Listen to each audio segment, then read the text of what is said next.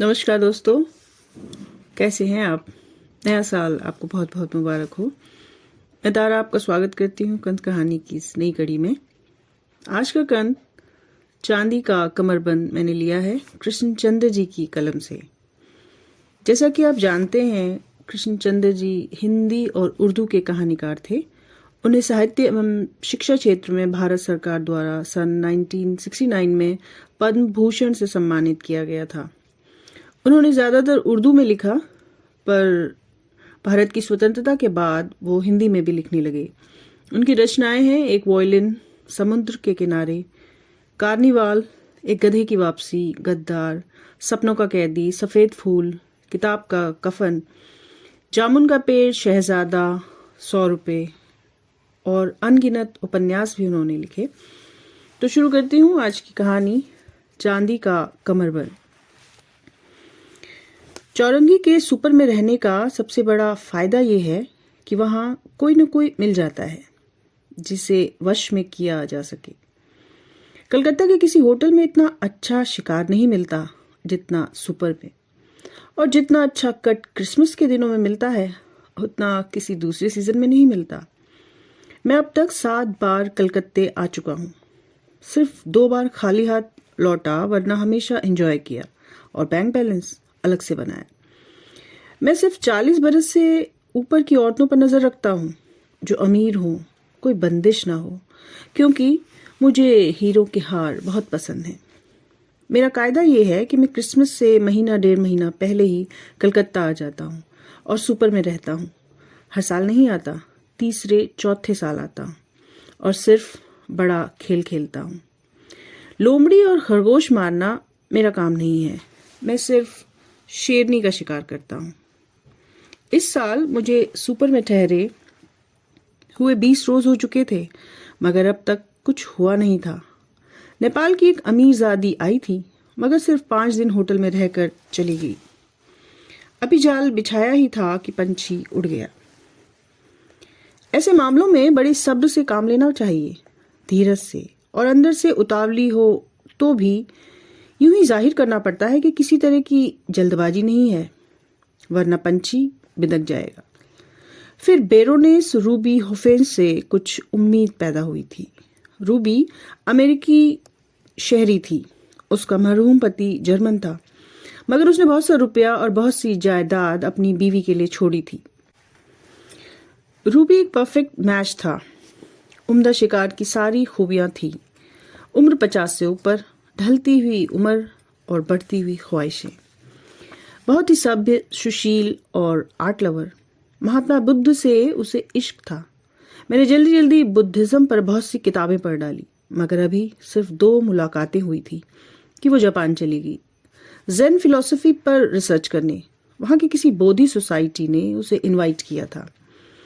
उसने मुझे अपना एड्रेस भी दिया और दोबारा कलकत्ते आने की बात बताई, मगर उम्मीद नहीं कि वो दोबारा आए।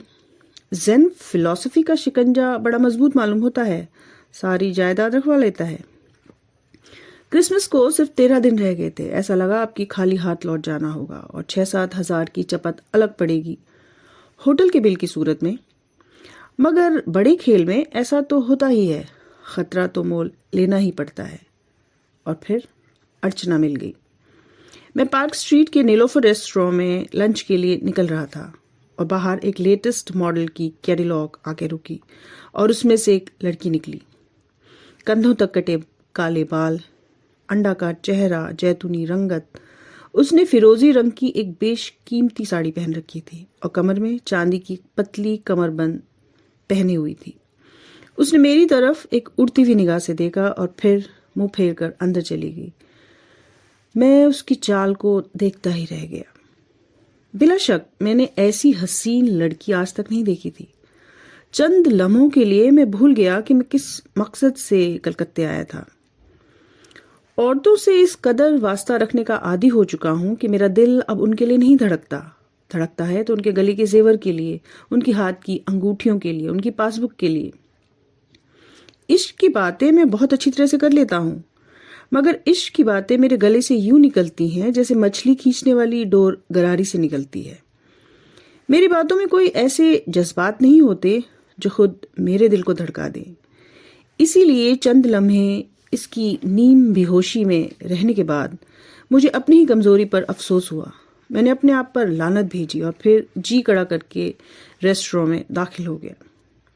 इत्तेफाक से मुझे एक ऐसी टेबल मिल गई जहां से मैं उसे अच्छी तरह से देख सकता था, लेकिन वो मुझे अच्छी तरह से नहीं देख सकती थी। लेकिन ऐसा मालूम होता था जैसे वो किसी को देखने में कोई दिलचस्पी नहीं रखती। हालांकि औरतें मुझे देखकर चौंकती थी, क्योंकि मेरी सिर्फ शक्ल ही अच्छी नहीं, मैं अपनी सेहत का भी बहुत ख्याल रखता हूँ। रोज सुबह 4 मील की दौड़ लगाता हूँ और पेट की भी वर्जिश करता हूँ और बेहतरीन कपड़े पहनता हूँ और चीते की तरह चलता हूँ। इसलिए जब मैं किसी नई जगह पे दाखिल होता हूँ तो लोग एक पल के लिए जरूर चौंक कर मुझे देखने पर मजबूर हो जाते हैं।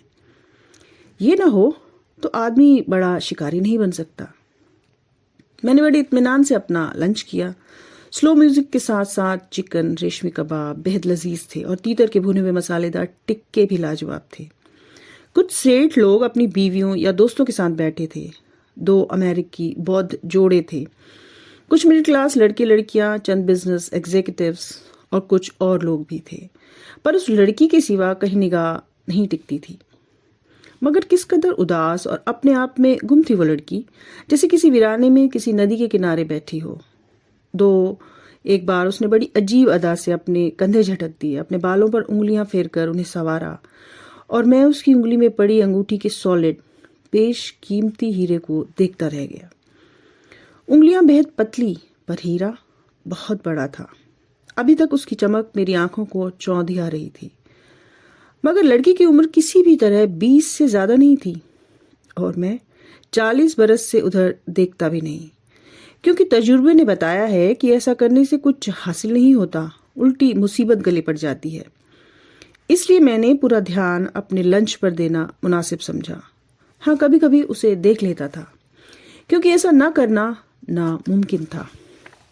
वो किसी सोच में डूबी हुई अपनी बेपनाह खूबसूरती से अनजान सी थी। कभी एक नोटबुक पर पेंसिल से कुछ लिखने लगती, बीच बीच में सेब का शरबत पीती। 2 दफा वो अपने लंच का ऑर्डर बदलवा कर अपना नया ऑर्डर दे चुकी थी। मालूम होता है बहुत परेशान है, किसी के इंतजार में थी शायद, जो अब तक नहीं आया है। वो साड़ी में बहुत खूबसूरत लग रही थी। मैंने जल्दी से नजर हटा ली। कमबख्त, इस दिल की हरकत फिर तेज हुई जाती है और वो शिकारी ही क्या जो अपने आप को कंट्रोल में न रखे। लंच करके मैंने चांदी के बोल में हाथ धोए, फिर बिल अदा किया और अपनी जगह से उठ खड़ा हुआ। एक पल के लिए पलट कर उसने मेरी तरफ देखा और हम दोनों की आंखें चार हुई। उस वक्त पता नहीं क्यों उसकी आंखों में एक रिक्वेस्ट नजर आई। मुमकिन है ये मेरा वहम हो। फिर उसका चेहरा लचकदार प्लास्टिक की मीनू बुक में छिप गया था। कैसी गजब आंखें थी, बड़ी बड़ी, फैली फैली, गहरी, शाह रंग की। मुझे झटका सा लगा, मगर मैंने फौरन ही अपने आप पर काबू पा लिया और बड़े आराम से बैरे को टिप देता हुआ अपने मोरक्को लेदर के बटुए को अंदर की जेब में रखता हुआ नीलोफर से बाहर निकल गया। दूसरे दिन एक उम्र दराज खातून को शीशे में उतारने में मशरूफ रहा, मगर ज्यादा कुछ कामयाबी नहीं हुई। वो बेहद अमीर थी, मगर उम्र 65 बरस से ऊपर थी। उस पर अगली दुनिया का नशा कुछ ऐसा तारी था कि इस दुनिया में वो ज्यादा दिलचस्पी लेने पर तैयार नहीं थी। हम लोग बहुत देर तक बाइबल की खूबियों पर सर धुनते रहे और कई समस्याओं के हल पर बहस करते रहे। मैं इस उम्र की लेडीज को भी नहीं ढूंढता, मगर क्या कीजिए, कलकत्ता आए हुए एक माह हो चुका था और क्रिसमस करीब आ रहा था, इसलिए मुझे इस रोज लंच पर जाने में देर हो गई। जब मैं नीलोफर के बाहर पहुंचा तो वही हसीना एक सांवले रंग के नौजवान के साथ बाहर निकल रही थी।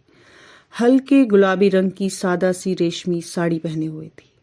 कानों और कलाई पर कोई ज्वेलरी नहीं थी, सिर्फ गले में पुखराज का एक बेशकीमती नेकलेस था, जो उसकी जैतूनी रंगत पर इस तरह झमझमाता था जैसे एक शफाक हीरे पर दूसरा शफाक हीरा रखा हो।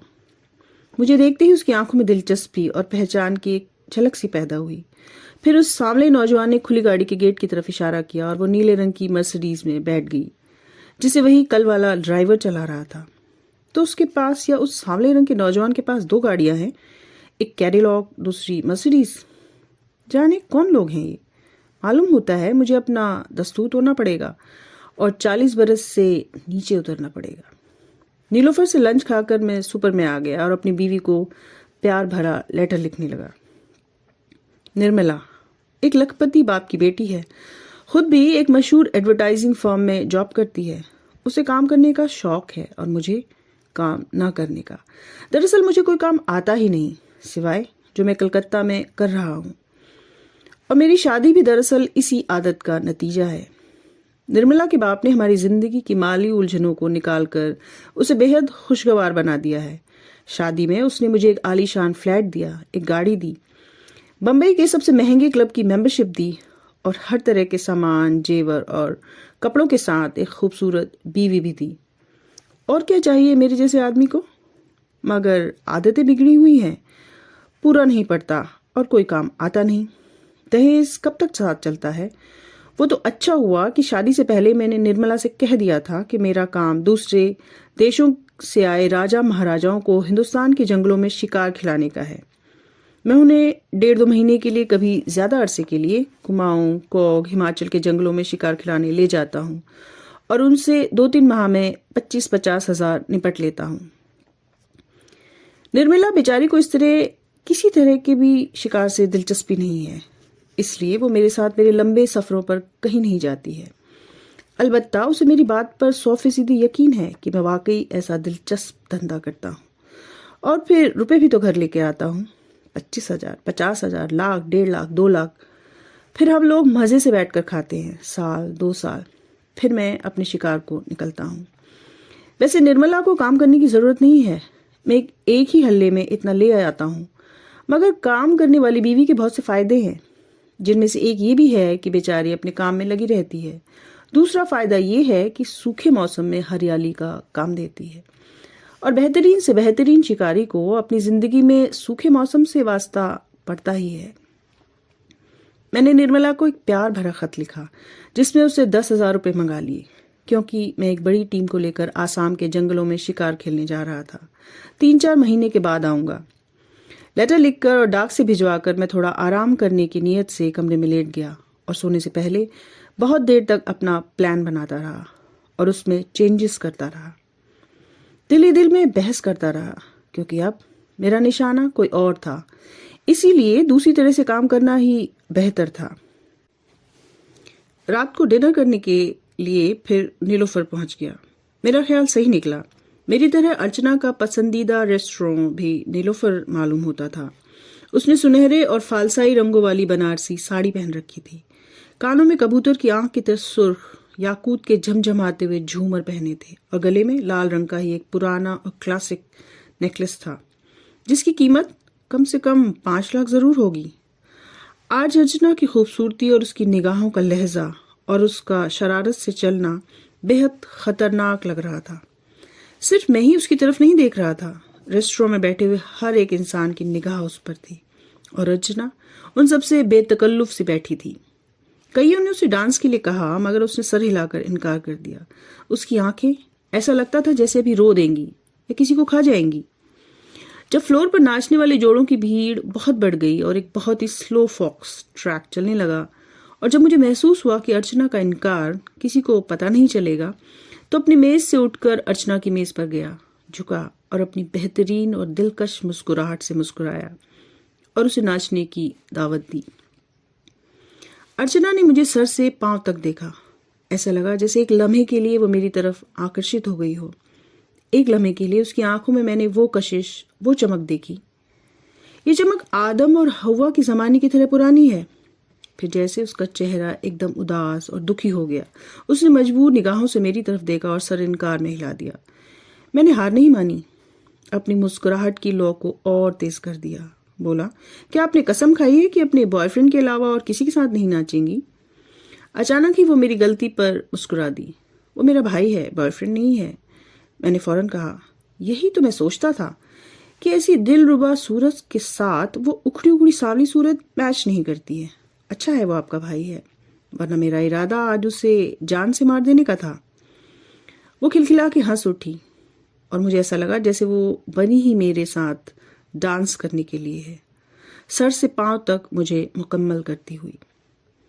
अगर मैं नौजवान, ना तजुर्बेकार और बेवकूफ़ होता तो ज़रूर उससे प्यार कर बैठता, मगर मेरी आंखें उसके नेकलेस पर थी, मेरी तीसरी आंख, वरना चेहरे की तो दोनों आंखें उसके चेहरे पर ही गड़ी हुई थी। वो मुझसे नजरें चुराकर घबराकर इधर उधर देख लेती थी। मैंने पूछा, किसका इंतजार है? भाई का? वो बोली, हुई मेरा भाई मुझे किसी के साथ नाचने नहीं देता, बहुत सख्त मिजाज है। नहीं, ये बात नहीं है। कहते कहते वो रुक गई। फिर क्या बात है? कुछ नहीं।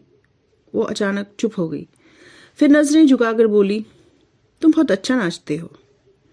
अपने भाई से इस कदर डरती क्यों हो? घबराओ नहीं, इत्मीनान से नाचती जाओ।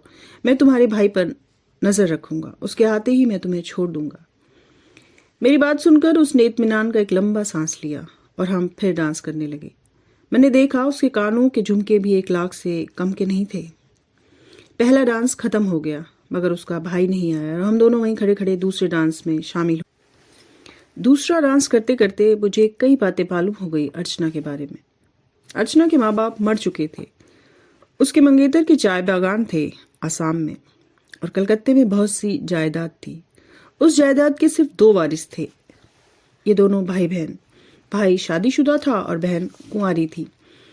अर्चना ने मुझे प्रॉमिस किया कि वो 2 रोज के बाद मुझसे फिर मिल सकेगी, कार्नेशन रेस्टोरेंट में, दोपहर को लंच से 1 घंटा पहले। उसके बाद लंच के टाइम पर नीलोफर चली जाएगी अपने भाई के साथ लंच करने। कार्नेशन में उसने अपने बारे में बहुत कुछ बताया। उसका भाई उसे प्यार नहीं करता था, उसे नफरत करता था, क्योंकि वो उसकी आधी जायदाद की मालिक थी। मगर आज जायदाद के अगर हिस्से कर दिए जाएं तो अर्चना को 1.5 करोड़ रुपए मिलेंगे। मगर अर्चना पर बड़ी पाबंदियां थी, हर वक्त उसकी निगरानी की जाती थी, क्योंकि उसका भाई उसका भी हिस्सा हड़प कर लेना चाहता था और उससे कागजात पर दस्तखत करा लेना चाहता था। वो अभी तक इनकार की जा रही थी। मैं अकेली हूँ, निहत्थी हूँ, कोई नहीं है मेरे इस दुनिया में। अगर मैंने ज्यादा देर तक इनकार किया तो मुमकिन है वे लोग मुझे जहर दे दें या किसी से मरवा डालें। तुम नहीं जानते कुसुम को। कुसुम मेरे भाई की बीवी है। कभी कभी वो ऐसी अजीब निगाहों से मुझे देखती है जैसे मेरी गर्दन पर छुरी रख दी हो। तुम बताओ मैं क्या करूं? अर्चना फुट फुट कर रोने लगी। तीसरी से चौथी मुलाकात में वो और भी बुझ गई, हर वक्त दुखी और डर में दिखाई देती थी। जरा सी आहट पर चौंक जाती, अपने भाई के आने की बात करती, और कोई अजनबी अगर उसे गौर से देखता तो उसे फौरन अपने भाई का मुखबिर समझ लेती। मगर इस पर भी हम मिलते रहे और मैंने उसे सलाह दी कि वो कोर्ट में दरख्वास्त देकर अपनी जायदाद का हिस्सा अलग करा ले। मगर वो बहुत घबराई हुई थी और उसके भाई और भाभी को शायद उस पर शक हो गया था, क्योंकि भाभी ने उसके सारे जेवर ले लिए थे, सिर्फ हाथ का एक कंगन बचा था। उसने अपने बेशकीमती पर्स में से कांपते हुए वो कंगन निकाला और मेरे हाथ पर रखकर बोली, इसे तुम अपने पास रख लो, अगर जिंदा रही तो तुमसे ले लूंगी। मैंने जिद कर उसे कंगन वापस कर देना चाहा, मगर उसने वापस नहीं किया। फिर वो मेरे सीने से लगकर धीरे धीरे सिसकने लगी। मुझे ऐसा लगा जैसे 1.5 करोड़ रुपया मेरे सीने से लगकर मुझे धीरे धीरे थपका रहा हो। एक पल के लिए मेरे दिल में निर्मला का ख्याल आया। ओह, कैसा बेवकूफ हूं जो ऐसे मौके पर निर्मला पर गौर कर रहा हूँ। निर्मला भी कोई गौर करने की चीज है। मैंने फैसला कर लिया कि मैं अर्चना से शादी कर लूंगा और उसे अपनी बनाकर उसकी जायदाद का हिस्सा अलग करवा के कहीं दार्जिलिंग, शिलोंग की तरफ निकल जाऊंगा। मैं सारी जिंदगी उसके साथ गुजार दूंगा। 1.5 करोड़ रुपया बहुत होता है। छोटे छोटे शिकार करने से ये कहीं बेहतर है कि आदमी एक ही झटके में बड़े शिकार पर हाथ साफ कर जाए। डार्लिंग, अपनी हर तकलीफ भूल जाओ, मैंने उसने अपनी बाहों में लेते हुए कहा। अब तुम अकेली नहीं हो, मैं तुमसे प्यार करता हूँ, दिलो जान से मैं तुम्हारी मदद करूंगा। मगर कैसे, किस रिश्ते से? वो धीमी आवाज में बोली, लोग क्या कहेंगे? लोग यही कहेंगे कि मैं तुम्हारा पति हूं। क्या? उसकी जुबान रुक गई और फटी फटी निगाहों से मेरी तरफ देखने लगी। Yes dear. मैंने अपनी दोनों आंखों की मुकम्मल कशिश से उसे अपने कब्जे में लेने की कोशिश करते हुए कहा, मैं तुम्हें चाहता हूं, मैं तुमसे शादी करना चाहता हूं। नहीं नहीं, वो दोनों हाथों जोर से हिलाती हुई बोली, ये झूठ है। तुम्हें महज मुझसे हमदर्दी है, इसी हमदर्दी की खातिर तुम मुझसे शादी करने के लिए तैयार हो, लेकिन मैं तुम्हें बर्बाद नहीं होने दूंगी। मुकदमा जाने कितने साल तक लड़ना पड़े। नहीं नहीं, मुझे कोई हक नहीं कि अपनी तकलीफें तुम पर ला दूं। वो फूट फूट कर रोने लगी। मैंने उसे दम दिलासा दिया, बार बार अपने प्यार का सबूत पेश किया। बड़ी मुश्किल से कई दिन लगातार समझाने के बाद वो मुझसे शादी करने के लिए तैयार हो गई। मगर 3 दिन ठहर जाओ। 3 दिन क्यों? आज मेरा भाई शिलोंग जाने वाला है 1 हफ्ते के लिए, फिर मुझ पर से पहरा भी कम हो जाएगा। अचानक उसकी रोती हुई आंखों से मुस्कुराहट छलक पड़ी। उसने मेरे बाजू को जोर से पकड़ लिया और अपना गाल उसे लगाकर उसने मीठी सी आवाज में कहा, 3 दिन के बाद मैं तुम्हारी हो जाऊंगी। इस बीच में हम दोनों फैमिली की पुरानी सॉलिसिटर से मिले, राखाल मुखर्जी, एक बेहद रूखे पर बेहद एक्सपीरियंस सॉलिसिटर। वो भी अर्चना से बेहद हमदर्दी रखते थे, मगर उसके भाई के सॉलिसिटर होने की वजह से पर्दे में ही अर्चना की मदद कर सकते थे। हाई कोर्ट में लड़ने के लिए यूं तो इतने बड़े मुकदमे के कई लाख की जरूरत थी, मगर वो अर्चना को अपना एक दोस्त सॉलिसिटर दे देंगे जो सिर्फ 25,000 में हमारा केस लड़ेगा। मगर 25,000 नकद और पहले उसे दे देना होंगे। हम दोनों बेहद परेशान हुए, अब 25,000 कहाँ से आएंगे? वो मेरा कंगन बेच दो, अर्चना ने सलाह दी। मगर मैं कंगन एक जौहरी को पहले ही से दिखा चुका था, उसके दाम पूछ चुका था। वो 12,000 लगा रहा था और हमें 25,000 चाहिए, और मैं कंगन बेचना नहीं चाहता था। बड़ी बेइज्जती होती, जिंदगी भर के लिए अर्चना की निगाह में जलील हो जाता। नहीं नहीं, मैंने कहा, कंगन कभी नहीं बिकेगा। मैं कहीं ना कहीं से 25,000 का बंदोबस्त कर दूंगा। उस दिन मैंने निर्मला को तार लिखकर 15,000 रुपया और मंगा लिया और सॉलिसिटर को 25,000 रुपये अदा कर दिए गए। 3 दिन बाद मैंने और अर्चना ने एक खुफिया शादी कर ली, मगर पक्की और बाकायदा फेरों से। ये मेरी 12वीं शादी थी। इससे पहले हमेशा दिल्ली में हंसा था, पर अब मैंने अपनी बाकी जिंदगी अर्चना के साथ गुजारने का फैसला कर लिया था। जब हम शादी करके होटल को लौट रहे थे तो मेरे दिल में एक ख्याल आया। मैंने अर्चना से कहा, तुम्हारा भाई तो 1 हफ्ते बाद आएगा। हाँ, मगर क्यों? और तुम्हारे जेवरात का डब्बा तुम्हारी भाभी के पास है? हाँ, पर क्यों पूछते हो? क्या तुम किसी तरह अपनी जेवरात का डब्बा नहीं निकाल सकती? आखिर वो तुम्हारा है डार्लिंग। हाँ, है तो सही, वो सोच सोच कर बोली, मगर कैसे निकालूंगी?